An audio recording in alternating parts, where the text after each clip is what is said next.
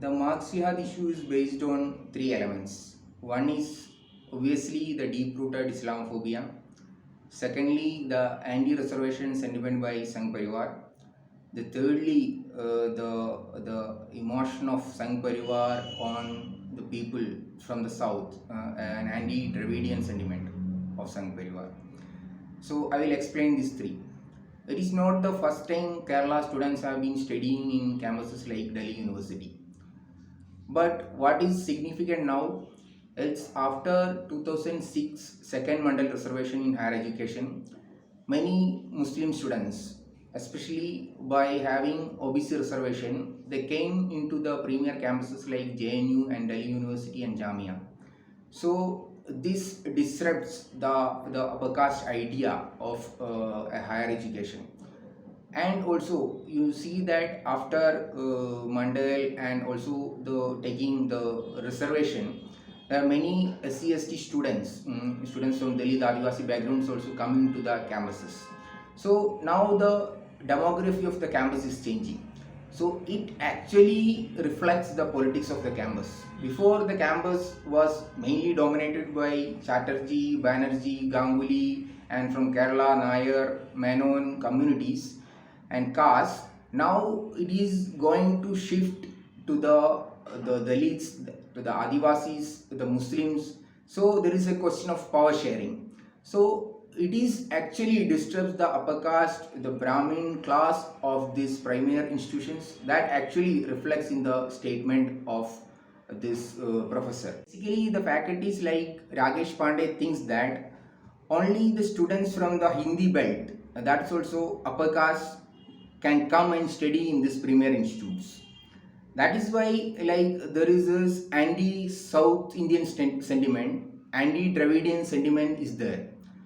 It is obviously there are numerous number of examples you can see in these premier institutes. The huge number of discrimination against students coming from Northeast, students coming from Tamil Nadu, students coming from Kerala and Andhra and the South Indian states. The third thing is that now everybody is saying, including the left, is saying there should be a strict action against the faculty who said this Islamophobic statement. But what exactly the left government in Kerala is doing? In recently, the CPIM member of parliament Elamaram Karim said that the Muslim organizations including Jamaat-e-Islami is recruiting students to the premier institutes like Delhi University and JNU. So CPM also fearful about the fact that Muslim students are coming into the premier institutes. CPM mouthpiece of Kerala, Deshabhimani, recently came with a story in that in Kerala, Calicut Government Medical College, the students groups from Muslim communities, they started a new smile, Islamic smile to attract students and the patients who's coming to visit the hospital. So this is the kind of Islamophobia spreading by the CPIM in Kerala. And thirdly, the V.S. Achudanandan, the senior most leader of CPIM, said that the Malappuram district, the students from Malappuram districts are getting good marks in examinations by doing fraud in examinations.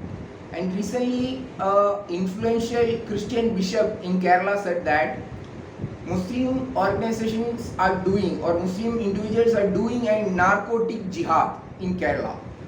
But the government, actually the left government, did not take action against this bishop. On the opposite, the minister of the government visited the bishop and said that there is nothing wrong with the statement. And if you see the Yogi Adityanath, the UP Chief Minister, also quoting the V.S. Achudanandan, former Chief Minister of Kerala, who said that Kerala will be an Islamic state within 20 years and the Muslim men are doing love jihad to attract women from the other communities. So now what I will say that the Sangh Parivar is just translating what the CPM said in Kerala. They are just translating it into a different language it into a different context.